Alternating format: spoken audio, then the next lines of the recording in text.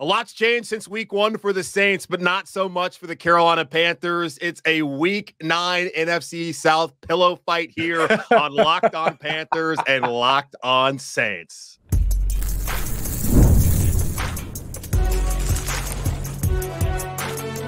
You are Locked On NFL Crossover, part of the Locked On Podcast Network. Your team every day. Welcome into another edition of the Locked On Panthers and Locked On Saints podcast. We are a part of the Locked On Podcast Network, where you can get Panthers and Saints coverage every Monday, Tuesday, Wednesday, Thursday, and even Friday if you want it. Your team every day. That's our motto here on the Locked On Podcast Network. Thanks for watching the show here on YouTube and listening wherever you listen to your favorite podcast. Today is Crossover Thursday, presented by our friends over at Prize Picks. Download the app and use code LOCKEDONNFL to win $50 instantly when you play $5. I'm Julian Council, the host of Locked On Panthers. He is Ross Jackson, the host of Locked On Saints, and we have made it to week 9. Saints, NFC South rivalry, 1-7, 2-6, colliding at Bank of America Stadium in Uptown Charlotte, and we are absolutely fired up to watch the worst game of the week in the NFL. But we're here to break down every single facet about this game. Ross, how you doing, man? How pumped up are you about Panthers Saints? I cannot wait. I cannot wait. Bank of America Stadium. It's going to go down. It's going to be the talk of the NFL. And you know what? It's not a pillow fight. It's maybe a little bit of an arm wrestling, like a pinky war. It's a pinky war, man. And that's what we're going to get. We're going to get a big time pinky war this weekend. I cannot wait. Arm wrestling actually can be pretty physical and brutal if you've actually seen some of those dudes. Like, that's why I switched to pinky fight. It's gonna find some Eastern Europeans, put them together, and you're gonna find a pretty intense arm wrestle. Thumb war. There it is. 1, 2, 3, 4. I declare a thumb war between the Panthers and Saints on Sunday. So looking at this game, because things obviously have not gone according to plan for at least New Orleans. For Carolina, I thought this team would be better than what they've been. I told people, let's not talk about win total. Let's say they triple their win total. And, of course, that looks like that's not going to happen, getting to 6 wins from a year ago. For New Orleans, they looked awesome week 1. They looked awesome week 2. But then we realized, the Panthers and Cowboys can't defend anybody. In the last couple of weeks, 6 to be exact, have not been great for New Orleans. Looking at this game, heading into the matchup, what is the top story in New Orleans? Yeah, I do think that it is Derek Carr coming back from that oblique injury, which wasn't really like a pain thing. It was more of like a mobility thing, is kind of the way that he talked about it. Tried to fast track his way back, but wasn't able to do that. And so you saw 3 weeks of Spencer Rattler starting. You got a second half of Jake Haener, both of the young backup quarterbacks for the team. But yeah, Derek Carr coming back is the biggest story. Outside of course, trying to not extend what is already one of their longest losing streaks in the last 20 years. 6-game losing streak. Last time that happened was in 2005. So the hope is that getting Derek Carr back is going to be enough for them to be able to win this football game and stop the bleeding, if you will. Will it be enough to get the brown paper bags off of Saint fans' heads? Are we doing that again? I know we saw it week 2 in Carolina. So are there going to be just a bunch of fans in the stands here in Charlotte all wearing brown paper bags? Are we going back to those days? I don't think that's going to happen before the Carolina Panthers game. No offense, but if they lose to the Carolina Panthers, then I think that's probably when you see those come out, because you got the Atlanta Falcons at home the very next weekend. Optimal opportunity there to make a statement as a fan. But in Carolina, I think people are expecting a win in this one. We'll see. We'll see, though. Yeah, well, the line right now, I think, is at 7.5, and I was surprised. It opened at 5.5. It quickly got up to 7, and Bryce Young officially is going to start again. We'll talk about that later on here on the show. I'm curious, though, when it comes to Derek Carr, and it's a Saints quarterback situation moving forward. Spencer Rattler, rough. Jake Haener, rough. Like, what are they going to do, you think, just looking at it? Because you got to think long-term, like Dennis Allen, dead man walking for sure. I'm sure the odds have him as the next fired head coach. And Derek Carr, he still got the no trade clause. But does a new head coach really want to have him? And what we saw, Rattler, maybe it's early on in his career. Like, where do you think that situation's headed, just based off what we saw the last couple of weeks? Yeah, I think it's going to come down to when and if the head coaching change happens. I certainly expect it this offseason because I don't expect a miraculous turnaround from this team throughout the year. They've got 9 games left. in order for them to even be close to that playoff conversation, they've got to win 7 or 8 of them. They've got the Green Bay Packers, they've got the Cleveland Browns, which is a solid defense and now has the Jameis Winston aura around it, of course. And some of these other teams that they have left on the schedule, like the Washington Commanders, I have a hard time seeing them win 7 or 8 games out of the remaining 9. And so I think that at that point, that's where you probably have this conversation, and it's going to depend upon at quarterback what happens at head coach. You're going to have to sell probably at least 1 more year of Derek Carr unless he is willing to waive his trade clause in an attempt to help the team get started with its rebuild and its new era. But otherwise, you're trying to at least sell 1 more year of Derek Carr, and then probably the bridge to not necessarily Spencer Rattler, not necessarily Jake Haener, but maybe a third option that gets involved as well that maybe better fits whoever that new head coach's philosophy might be. Because I don't know if those guys would align with what the philosophy of that new head coach or new offensive mind, however it is they go about it, would be. So I would expect the third option in terms of the future post-Carr era, but I would certainly still also not be surprised by another year of Derek Carr to help bridge that gap. I'll also tell you this, Ross. The Panthers will have a first-round pick if you want one. If you want to get your guy in this great quarterback class, that's I don't know. I don't know. They need to be rushing to the podium for any of these quarterbacks, but just say if you want it, it's available. It's at least it should be available. That's the only draft take I have right now at the end of October. I keep getting them every single week, and that is certainly my personal hell. That we can't just enjoy the football. But let's go ahead and talk about something that's going to happen at the end of April. That turns out to be terrible every year for Carolina. Defensively, I know they've been pretty banged up. New Orleans has. What's the biggest story heading into this matchup when it comes to the Saints defense?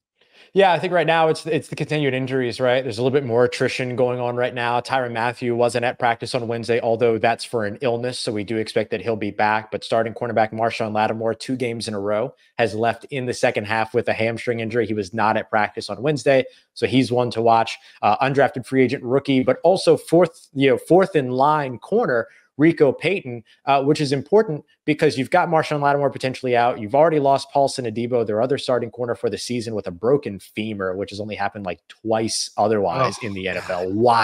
Wild situation.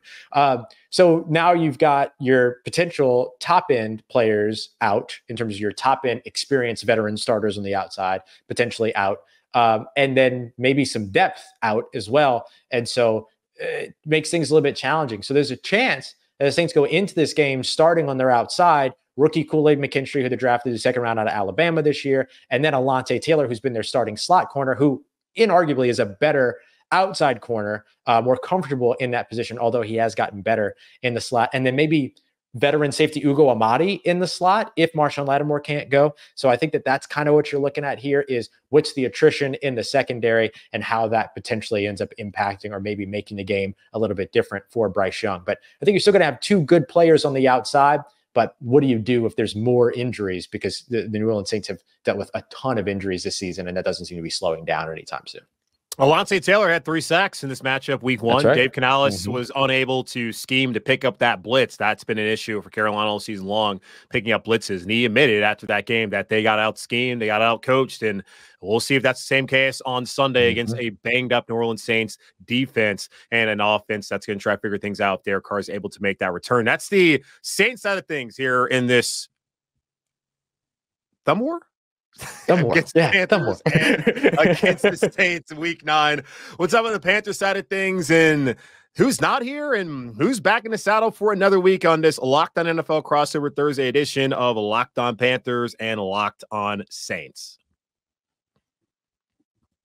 Our friends over at 5 Hour Energy know that being a passionate football fan isn't just a hobby, it's a way of life. It takes a lot of energy to power through all-day tailgates, touchdown celebrations, or an agonizing second overtime, which is why they've created a stand-to-fan 5 Hour Energy shot with a special flavor called Fan Fuel, the energy shot made just for super fans like you, the fans who are first in the parking lot and who are last to leave. We see you. You know what else gave me a bit of NFC South fan fuel this week?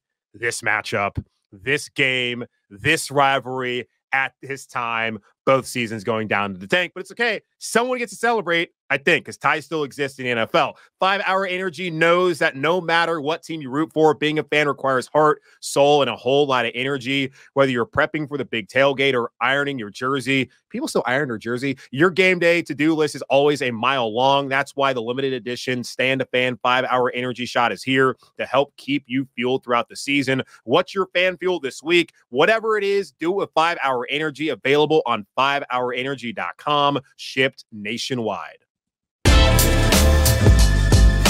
Right back here on this Locked On NFL crossover Thursday edition of Locked On Panthers and Locked On Saints, presented by our friends over at Prize Picks. Looked at the Saints side of things heading into this Week 9 matchup between the 1-7 Panthers and 2-6 Saints. Let's now look at the Panthers side of things in this matchup, Ross. Okay, so let me just get this out of the way. We talk about the biggest story for both teams as far as offense and defense. Defensively, I don't really feel like there's a big story heading to this game. The one positive for Carolina is that DJ Wonnum, who was the first outside linebacker that they signed to replace Brian Burns, was a full participant at practice on Wednesday after coming back last week from the PUP list, physically unable to perform. He had an blood clot that developed in his arm last spring, and that was due to he had quad surgery, got 3 different surgeries, and he had some issue where he got blood clot in his arm. They had to put him on blood thinners, and I'm certainly sensitive to that, as my mom had to deal with that. So I know it takes a long time to come back, especially she's not an NFL player, but it takes a while to come back for something like that.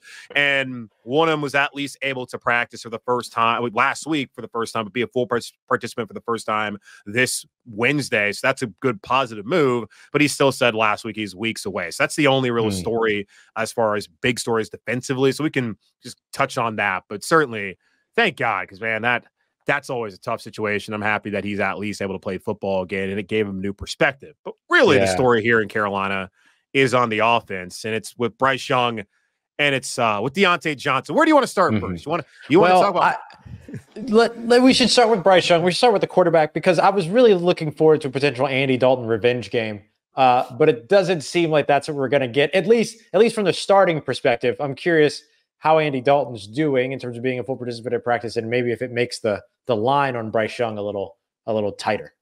Yeah, it's actually interesting you bring up the revenge game. Talked to Jake Lisco of Locked On Bengals earlier this season, and he talked about Andy Dalton always having success against his former teams. Yeah. Lost against the Bengals, lost against the Bears, not playing in this game. So maybe a good thing for Carolina. But Andy Dalton last Tuesday got in a car accident with his family. Another situation, like health-wise. Man, they've had some scares here in Carolina. Thank God nothing bad happened to any of them. No one had to go to the hospital. He did sprain his right thumb, did not play last week, did not practice at all last week. He did practice in full on Wednesday, and Dave Canales said that he wanted to err on the side of caution, wanted to give Andy the best possible situation next week to be able to make a decision going forward, and wanted to just wait and see, because he's still only like 8-9 days away from removed from having that injury. And he also want to see Bryce, give him another opportunity. And this feels like, kind of like last week, the last chance for Bryce Young. Canales did not show a lot of confidence in him last week with the game plan, and he's got to open it up this week to really give Bryce an opportunity against a banged up defense. And if Bryce Young is not able to operate effectively, if there's delay of game penalties and procedurally they look off, it feels like moving forward it's going to be Andy Dalton. I think it should be Bryce Young because they're 1-7. Bryce Young is under contract still next year if he's going to be on the team. Andy Dalton's 37. Yesterday or on Tuesday, it was his birthday. Happy birthday, Andy Dalton. He's not your future. Bryce Young probably is not your future either, but there at least is a world where he could be the future. Why not give him more of an opportunity to continue to develop, which is why you were brought here, Dave Canales, than sitting on the bench. Yeah, it sounds pretty similar to what you and I discussed over on Locked On NFL on Monday about Anthony Richardson, right? Like, you knew what you signed up for here. This was the idea. This was the plan all along. So hopefully he does get more of an opportunity throughout the rest of the season. But I'll be curious to see how much he's grown between that Week 1 matchup against New Orleans and the defense, and this Week 9 matchup against New Orleans and the defense that isn't going to do things any differently. Like Dennis Allen doesn't change a lot of what he does. He believes very much in his system. And so curious to see if maybe he shows a little bit of growth from 1 to 9. Yeah, and going back to Monday when Dave Canales met with the media, he did say that he thought that Bryce Young played fast, and he was very decisive. He had some scrambles, threw the ball away in some situations when it was the right thing to do, and he found a little more extra time in the pocket. In Week 1, he was jittery. did not trust the pocket, did Mm-hmm. not play fast. He looked like a different quarterback from that standpoint from week 1 and week 2, where we saw the jump pass, red flag against the Chargers. Right. Yeah. He did not look, and I think I did see one late in that game. I think we still saw a little jump pass, but I tried to ignore it. I think I saw it, but either way, he looked better. And in mop-up duty, he made some completions down the field, and we'll see if they try to do more of that if the coach has more confidence in that, and of course, the quarterback, Bryce Young, has more confidence. But the other big story offensively this week happened on Tuesday. The Panthers did something that surprises absolutely no one. They traded away Deontay Johnson, their same receiver who they traded for back in the spring from Pittsburgh, hoping that he could be the number one guy and help Bryce Young continue to develop. And that situation only lasted 2 weeks, and this situation with Deontay Johnson only lasted 7 games total, and it feels like the right decision as far as getting rid of him. The problem, though, is they only made a pick swap. They went from having a 6th-round pick to a 5th-round pick. And looking at things right now, Ross, at my favorite website, takeathon.com, the Panthers are only moving up 18 spots as they have the number 1 overall pick. The Ravens had the 23rd overall pick all the way back and look at where it would be in the 5th round. There were 8 compensatory picks at the end of the 5th round, 18 spots. And the way Baltimore rather looks, they're probably going to be a team in the AFC title game again this year, meaning we're looking at a 10, 12, 14 spot change for Carolina if they ended up finishing off number 1 overall. So that's something confusing to people. Well, let's be honest here, man. If Mike Tomlin's done with you, you're probably the problem, right? Man, you have to imagine. It's so funny. I said the same thing the other day when I was talking to somebody else, where it's like, man, don't forget that Mike Tomlin is one of the guys that gave up on this dude in terms of, where he's at. And then I know that there was like a whole bunch of other stuff that happened with this too. Dane Jackson and Dante Jackson and the trades and the picks, and then Mike Jackson's left and all this stuff. Like there's that whole thing going on in Carolina too. Yes. So this is what happened. Yeah. They were gonna cut Dante Jackson, who had been here for years, as their starting corner. Good player, but it kind of felt like end of the road made sense to move on. He's carved up a role for himself up in Pittsburgh.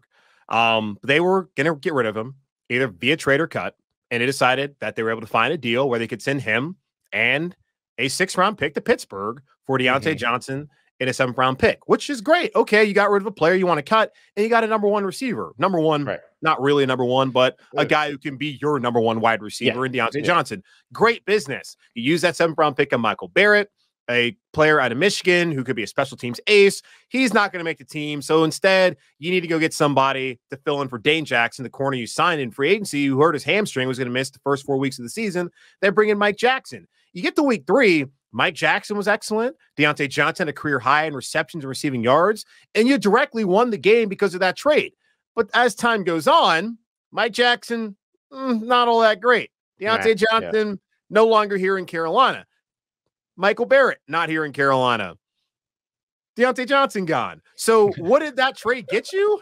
It got you Mike Jackson as your starting quarterback heading into week 9. So that's why the Panthers are a bad team. They get rid of Deontay Jackson. They are able to get it a 7th-round pick instead of a 6th, and they end up with Mike Jackson as their starting corner and a 1-7 record. So not great. So where's the scoring potential for Carolina now? Like I don't know if maybe Deontay Johnson was never that in the first place, but where is the scoring potential for that offense now? Yeah, that's a great question. I'm honestly thinking, have they broken any like 50+ yard plays like all season long? They had a nice long run to begin that game. And that wasn't even that long. It was like 30, 40 yards maybe against the Bears of Chuba Hubbard. Like that's kind of where it's at. If Chuba can break one, now they did go down the field a couple times late in that game, and Jalen Coker has shown the ability to go up and get it. Not a lot of speeds. I don't think he's going to be someone who's going to break one like 70 yards and be able to run down the field and beat somebody like that. But Xavier Legette could be that guy. So that's the hope, that they can find a bust,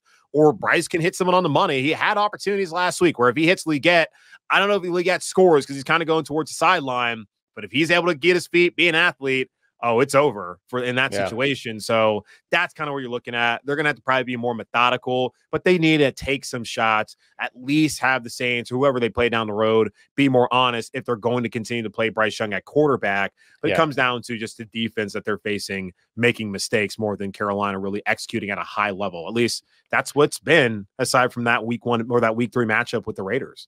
Sure, yeah. And look, the New Orleans has shown a propensity on the defensive side to give up those 2 or 3 explosive plays that can sometimes be the difference in a game. So that's where the Saints can maybe potentially shoot themselves in the foot with there still being some talent, right? Some scoring potential, some scoring talent on that Carolina offense. So that would be something big to watch. Yeah, Jalen Coker, Xavier Legette, those are the guys now at receiver. Maybe Adam Thielen comes back on Sunday, but that is not necessarily the best situation to have in the NFL. But for Carolina, at 1-7, youth movement, your focus on development at this point in time, even if the head coach doesn't want to admit that's really what they should be focused on moving forward in the final 9 weeks of the season. But I'm Julian Council. He's Ross Jackson. It's Locked On Panthers. It's Locked On Saints. It's a Locked On NFL Crossover Thursday presented by our friends over at Prize Picks. On the other side, we're looking at the 3 things. Now, these 2 teams probably need to do 30 different things in order to win the game on Sunday, but we'll whittle it down to 3 for each. We'll talk about that here in just a moment on Locked On Panthers and Locked On Saints. Get ready to tackle the NFL action with FanDuel, America's #1 sportsbook, because right now new customers can bet $5, get $150 in bonus bets if you win. The FanDuel Sportsbook app gives you everything you need to place live bets on the NFL all in one place. So when you get a hunch in the middle of the action, you can check out the latest stats, view live play-by-play, and so much more on the same page where you place your favorite bets. And speaking of bets, looking at this game, the Saints, even though Derek Carr has a tummy ache, and we're not sure whether he's going to play on Sunday, are 7.5-point favorites on the road against the Panthers, who are plus 295 money line, 43.5 over under on Sunday. And my, oh my, how things have turned for the Panthers this season. Just visit FanDuel.com to join today. You get started with $150 in bonus bets if you win your first $5 bet. That's FanDuel.com. Never waste a hunch and make every moment more of FanDuel, an official sportsbook partner of the NFL. Listen up, renters. Ever feel like you're stuck in this loop of rent payments, just watching your money vanish into thin air? It's time to turn that rent game around and start earning some serious rewards. That's where Built Rewards comes in. Built is breaking ground as a neighborhood rewards program that hooks you up with points on your rent. Every month, pay your rent and watch the Built points roll in. Use points to jet off on a dream vacation. Put your points towards a flight or hotel stay with 500+ airlines and 700,000+ hotels and properties. You can also use your points to book fitness studio classes, redeem them toward a future rent payment. They're designed to meet your lifestyle. Pay rent hassle-free through the Built Rewards app. Your rent game just got a major upgrade. Built points have been consistently ranked the highest value point currency by the Points Guys and Bankrate. Earn points by paying rent right now when you go to joinbuilt.com/lockedonnfl. That's JOINBILT.com/lockedonnfl. Make sure to use our URL so they know we sent you. Joinbuilt.com/lockedonnfl to start earning points of your rent payment today. Welcome back into Locked On Panthers, Locked On Saints. Crossover Thursdays presented by Prize Picks. Download the app and use code LOCKEDONNFL to win $50 instantly when you play $5. Looking at this matchup, we talked about it here just a moment ago there on FanDuel. 7.5-point favorites. The New Orleans Saints are, despite Derek Carr maybe not playing, maybe not having Marshon Lattimore being severely banged up. But the Panthers have, well, been the Panthers so far this season. They have not played a single one-score game this season, Ross. And that is pretty surprising in the NFL, where literally every game is a one-score game for the most part. In Carolina, that has evaded them. They blew out the Raiders in week 3. Every other week, it's been them getting blown out. So we'll see what that looks like on Sunday. And I think that's a big reason why FanDuel, our sports betting partner over here on Locked On, decided that this is a 7.5-point game heading into Sunday's matchup. 3 things that the Saints must do. What are they, Ross? Yeah, I will say real quick, Derek Carr is going to play. He's going to be the starter. They marched him out in front of us. They had it, he talked to us at media and stuff like that. He's going to be out there. So the way that I look at it, with that being the case, because now I don't have to do the, keep the pressure off the quarterback kind of thing for the young guys. Derek Carr has got to be able to manage that. He's the 10+ year veteran. So for me, it's simple. You don't force turnovers. You do force turnovers.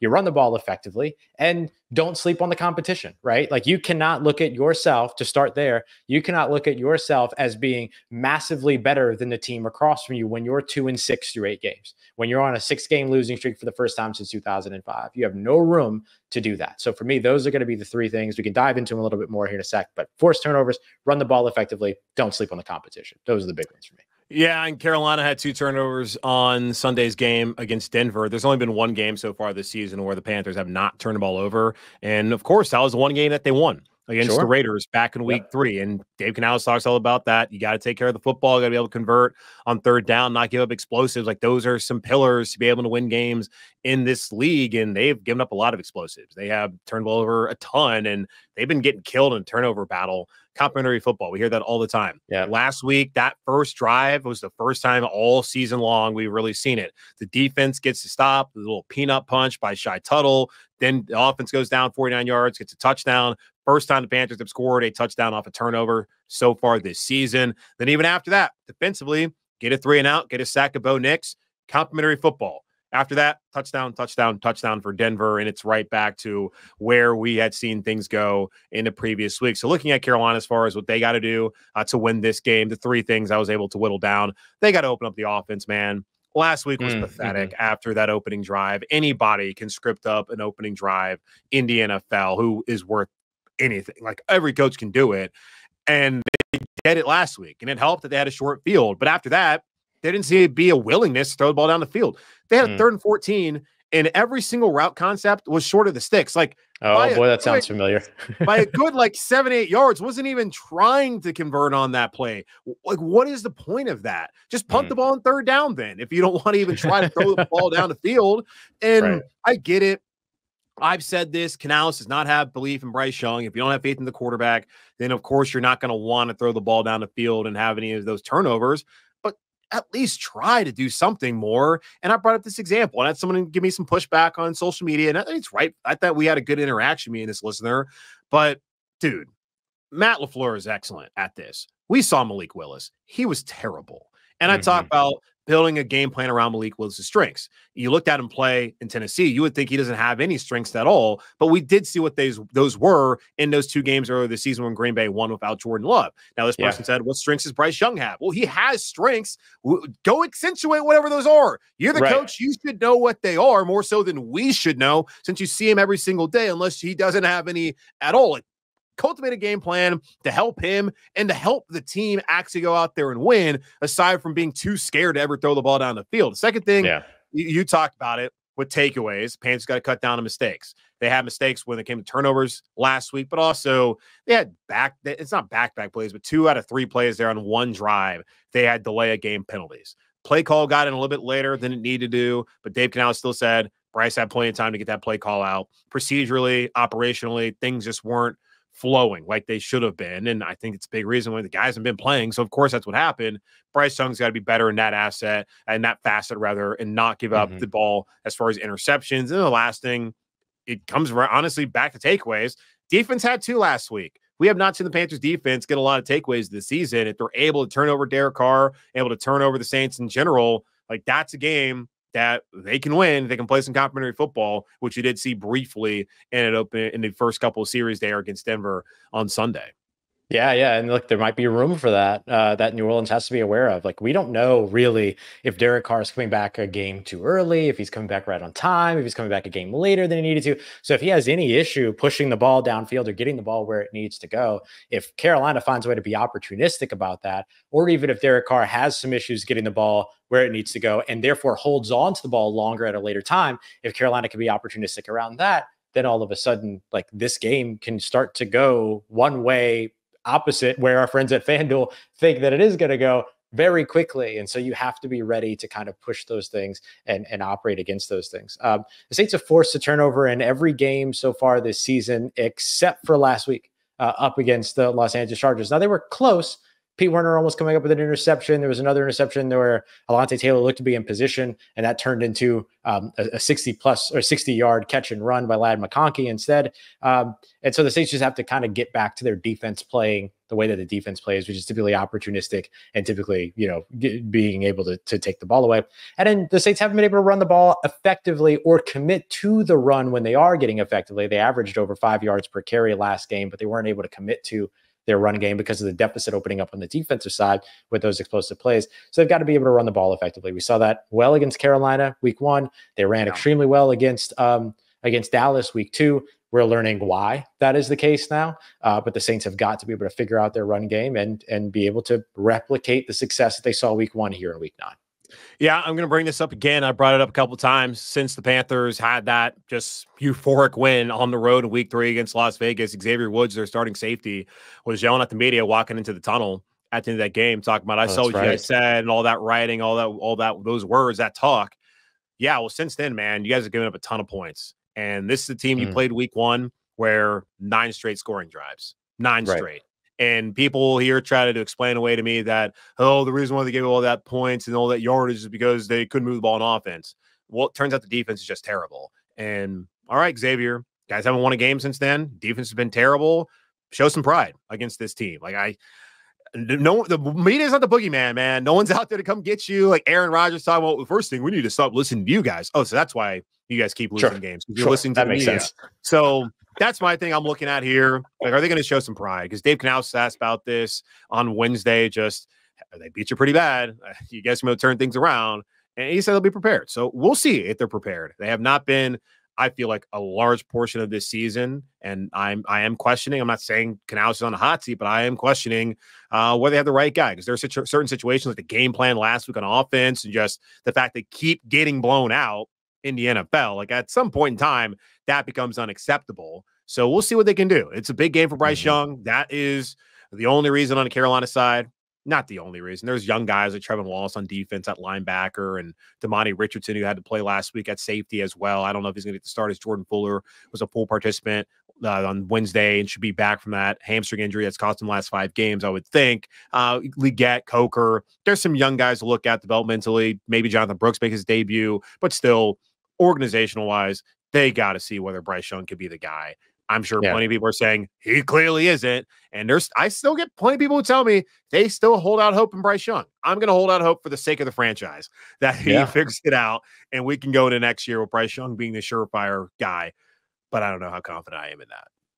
Yeah. I mean, this is where it all kind of comes together for that or not. And it'll be a great opportunity to kind of have that measuring stick. What did he look like week 1? What did he look like week 9 against the same system, same coach, same scheme, all that kind of stuff. So I think that could end up going his way. And if not, like that does complicate things for Dave Canales, right? I mean, as you mentioned, you're getting blown out in the NFL. And then if you're not able to, if the quarterback that you were brought in to develop isn't around anymore, then what do we need you for? You know what I mean? So then things get really, really complicated in that situation too. I think similarly for New Orleans, like this is an opportunity to where they can kind of stop the bleeding where it is, finish that 6-game losing streak and move on and kind of start to try to get some wins together before the bye week. But I'll tell you what, there's no way that this team can say, all right, we're 2-16 that beat a 1-7 team. Everything's good now. You know what I mean? Not going to be able to sell that to this fan base, and rightfully so. Not going to be able to sell that to those players. They got to string together success, which is something that they haven't shown the propensity to do over the course of the past couple of seasons. It's been very roller coaster, Julian. Win a couple games, lose a couple games, win a couple games, lose a couple games. This is the first real streak that's happened, and unfortunately, it's been on the opposite side of where they would want that streak to be. 1, 2, 3, 4. I declare a thumb war. Panthers Saints on Sunday here in Charlotte. Julian Council, Ross Jackson. Thank you to our sponsor over at Prize Picks for presenting this Locked On crossover Thursday here on Locked On Panthers and Locked On Saints. Again, y'all, check out our shows over on YouTube. If you have not subscribed, smash the subscribe button. I'm getting very close to 10K, so Saints fans, go, please. Yeah, go help them out. Go help them out. Help me out. Show some love. Also, Show some love. listen wherever you listen to your favorite podcast, and of course, subscribe there. And check us out again on Friday, where I'll be giving my keys to victory, which you kind of heard here, but expound upon more of that. Maybe even answer some of your questions I didn't get to earlier in the week. And Ross will also be breaking down more of this game. Game plan, baby. We cannot wait to see what happens on Sunday, I guess. But that's going to wrap it up here on Locked On Panthers and Locked On Saints. We'll talk to y'all on Friday.